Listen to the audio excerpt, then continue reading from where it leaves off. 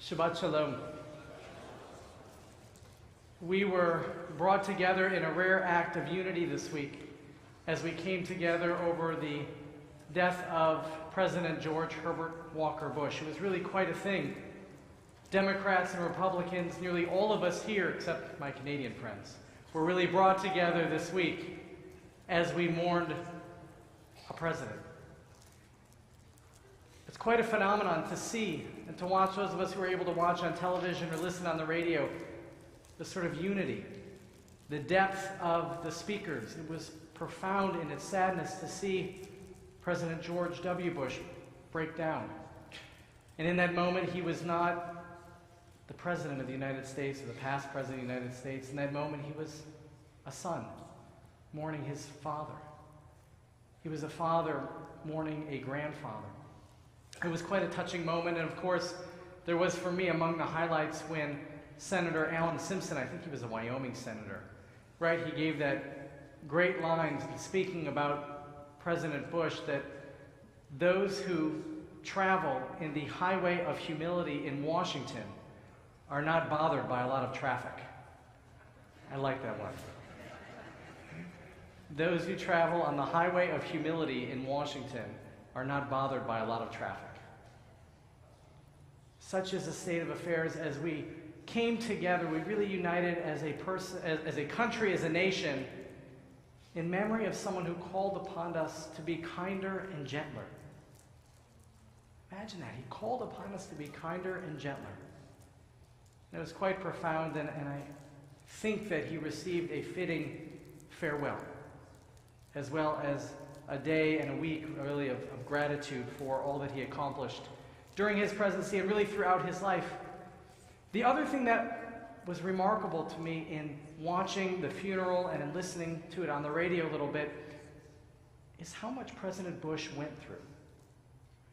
You talk about a man who was shot down over the Pacific in World War II.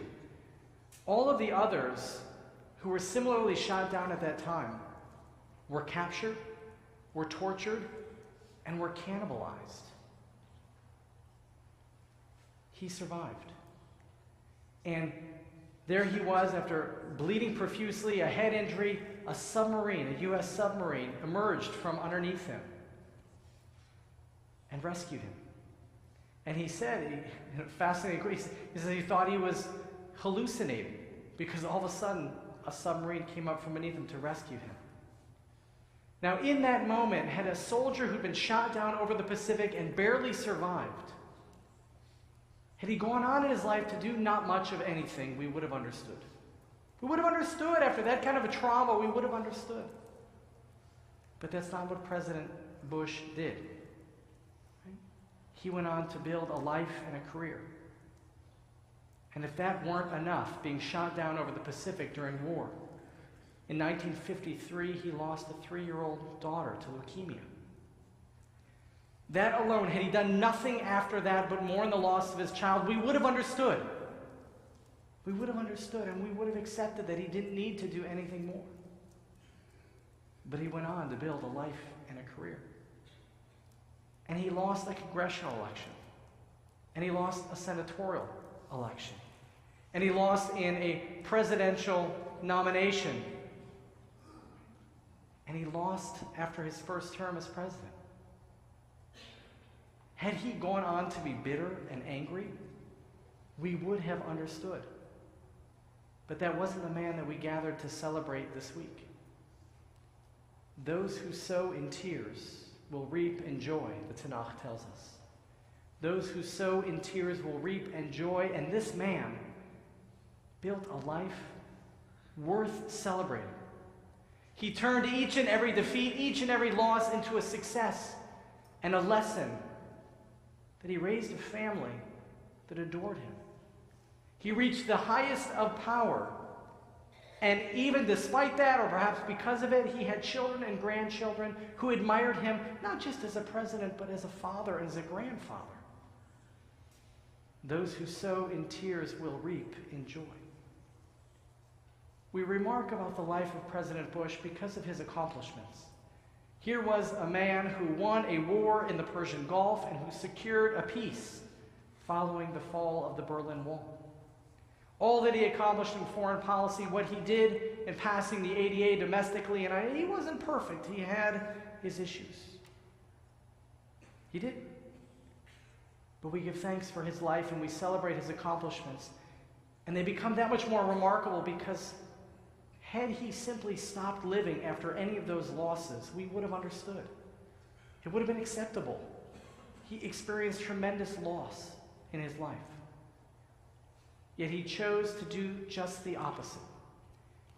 He chose to do just the opposite and to take those tragedies and turn them into life lessons to make himself and his family and his nation stronger. Those who sow in tears will reap in joy.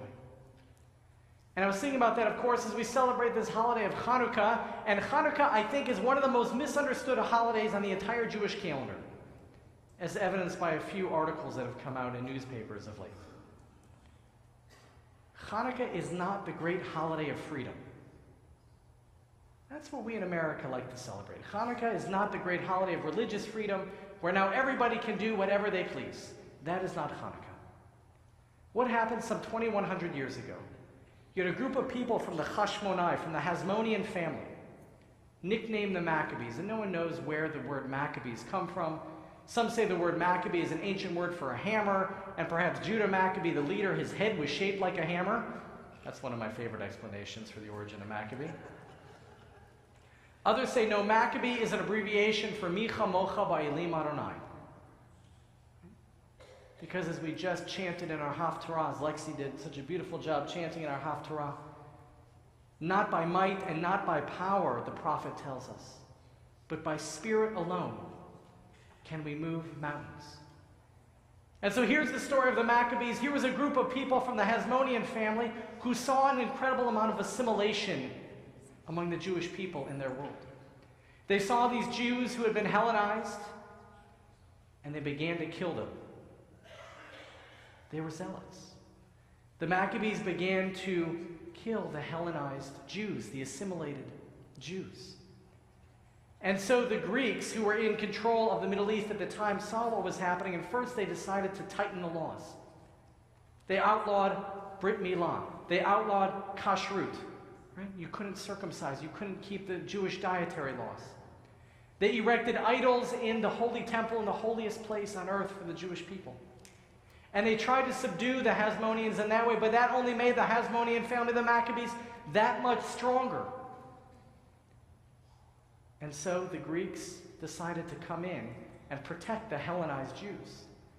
And the Greek army marched in.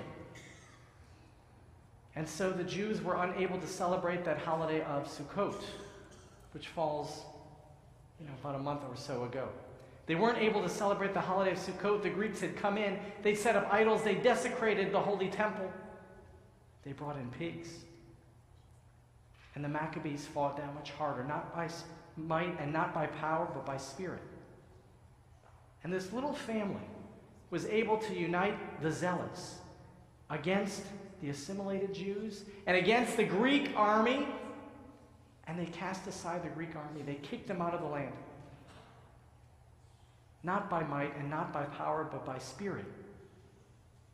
Those who had sown in tears over the desecration of holiness reaped in the joy of rededicating our holy temple. Chanukah Habayit. The word Chanukah means dedication, from rededicating the holy temple. They reaped in that joy. And because they weren't able to celebrate the holiday of Sukkot earlier, they celebrated it in this Hebrew month of Kislev, beginning on the 25th day of the Hebrew month of Kislev. Now, does anyone know in the land of Israel how long the holiday of Sukkot lasts? Sort of a trick question going on. We've got 7 days for the holiday of Sukkot. And then, of course, we know according to the Torah, there is a day immediately after Sukkot that gets tacked on and really becomes part of the same holiday, called Shmini Atzeret. So if you take the 7 days of Sukkot and the 1 day of Shmini Atzeret, how long did they miss celebrating in the Hebrew month of Tishrei? 8 days. How long is the holiday of Hanukkah? 8 days. That's the origin of Hanukkah. Fast forward several centuries, You have a group of people who were the Maccabees, the Hasmonean family, who then took over the kingship and the priesthood, and they were terrible leaders. They were great revolutionaries, but they were terrible leaders. Not unlike the USSR that fell during President Bush's time, right? And the Cold War that collapsed thereafter. They were great revolutionaries, they were terrible leaders. And they came really in large ways to desecrate the land of Israel, Judaism. And so you fast forward now to the Talmud, and you have the rabbis of the Talmud who are now looking to celebrate the Maccabees. So lo and behold, they come to focus on a story that we hadn't really heard before, about a miracle of oil. It was supposed to last only one day, but instead we know lasted 8 days. And thus we light the Chanukah, and that is the holiday of Hanukkah. Nowhere in the Bible is Hanukkah mentioned. It is entirely a rabbinic holiday. We find it in Masechet Shabbat, in the tractate on Shabbat, that talks about lighting candles. And there all of a sudden we have the holiday of Hanukkah. Things seem to be flipped on their head. Not unlike President Bush, who took every tragedy and every sadness in his life and turned it into an opportunity to strengthen himself, to build his family and this nation. Our rabbis took this story of a military victory and flipped it on its head in order to celebrate a religious miracle. And I was thinking too, as we light the Chanukah, as we light the Hanukkah menorah, right, and we think about the victory of the Maccabees, where are we supposed to place the Chanukah? You place it in the window, right, so that those who are walking by in the midst of the darkest time of year see light. Those who are walking by in the darkest time of year, they see light. So while we're inside celebrating a military victory, they on the outside are celebrating the peace of light in the midst of the darkness. Those who sow in tears will reap in joy. We turn things on their head. We turn them around not by might and not by power, but by spirit. Our inner spirit and the Spirit of God working through us. In Judaism, suffering plays a significant role. Some talk about suffering as a matter of punishment. Some talk about suffering as a matter of things that we simply don't understand. But our rabbis teach us in the Talmud and Masechet Brachot, in that tractate on blessings, that the three greatest gifts that God gave to the Jewish people were achieved through suffering. The three greatest gifts that God gave to the Jewish people are achieved through suffering. Torah, the land of Israel, and Olam Haba, the world to come. Torah, the land of Israel, and Olam Haba. The greatest gifts are achieved through suffering. Because we have a choice in each and every day to look at the suffering around us and to give in, or to turn that suffering into birth pangs and to create something new for our people, for our family, for our country. As I was studying in preparation for this Shabbat, I came across an interesting teaching from the Baal Shem Tov, the great founder of Hasidic Jewry. And the Baal Shem Tov was looking at a tractate in the Talmud from Masechet Chulin. And the rabbis taught 2,000 years ago that for every negative commandment, God creates a positive one. For every thou shalt not, God gives us a thou shalt. For every time we're forbidden to do something, God says, here, go and do this. And so the Baal Shem Tov's students, they began testing him on this Talmudic theory. And each and every time they said, God said don't do this, the Baal Shem Tov says, yeah, but we can do that. And they go back and forth. And so finally, the students of the Baal Shem Tov, they think they've got him. Now they think they've got him. And so they say, okay, Rabbi, tell me, what is the very opposite of the law against heresy? Right? We know that we're prohibited from cursing God's name. We know that we're prohibited from desecrating the idea of God. That's heresy. So what is the opposite of cursing God's name? Thou shalt not curse God's name. Now, if we think about it, what is the opposite of cursing God's name? You would think it would be praising God's name. What do we do on Hanukkah over and over again? Praise God's name. What do we do on Shabbos over and over again? We praise God's name. What do we do on Rosh Chodesh over and over again? We praise God's name. Hallel, Torah. We're constantly praising God's name. Would it make sense then that the opposite of heresy is praising God's name, that instead of the commandment, or the opposite of the commandment to not commit heresy, is to praise God's name?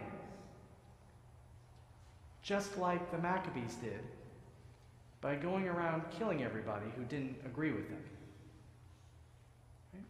Just like each and every one of us is convinced when someone comes up to us to preach in the name of someone else's God, now all of a sudden, oh, we'll see the light of day. Just like every time the rabbi says, praise God's name, and all of a sudden the entire Jewish people become more religious.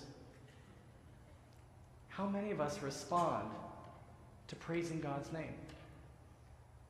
So the Baal Shem Tov says the opposite of heresy is not praising God's name. The opposite of heresy is the mitzvah to perform acts of loving kindness. The opposite of heresy is to perform acts of loving kindness. So the students of the Baal Shem Tov say, Rabbi, what in the world are you talking about? How can the opposite of heresy be performing acts of loving kindness? That doesn't make sense. And the Baal Shem Tov said it's very easy. If we act in response to that heresy, and we say, okay, you don't think there's a God? I'm going to act as if there isn't a God. And I'm going to act as if there isn't a God by caring for those who are in need, as if there isn't a God. I'm going to respond to your claim that God doesn't exist by going out of my way to act as if God doesn't exist, that when I see suffering, when I see somebody in need, when I see someone who's lost a loved one, someone who's hungry, someone who's broken, I'm going to go out of my way and I'm going to lift them up. Because you know what? When I come around and I see suffering and I try to lift that person up, do you know what ultimately they say? Thank God. Thank God. So what is the response to heresy? What is the opposite of heresy? Doing acts of loving kindness. As if there is no God, because in that moment when you perform an act of loving kindness, as if there is no God, the person who is suffering will respond, thank God. This last week we took note of the incredible life that President Bush built. Because in each and every moment in which he suffered, someone stepped forward to care for him as if there were no God. It wasn't a miracle that rescued President Bush out of the Pacific. It was a submarine rising up below him.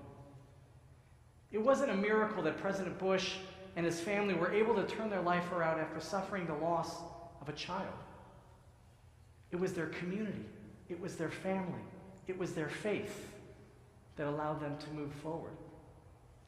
It wasn't a great miracle that allowed President Bush to go from losing a congressional election and a senatorial election to being president of the United States. It was an inner light that he knew he could turn that loss into a success, into a lesson, into a life well lived. As we celebrate this holiday of Chanukah, and we think about how the Maccabees committed war, and how now we celebrate peace. On this Shabbat in which we remember President George Bush and all the loss that he incurred in his life, and that he turned around to success. Let us commit ourselves to God's proclamation that those who sow in tears will reap in joy by acting each and every day as if there is no God, by performing acts of loving kindness, and thereby truly bringing God's presence into this world. Kei Nihi Ratzon, may this be God's will, and let us say together.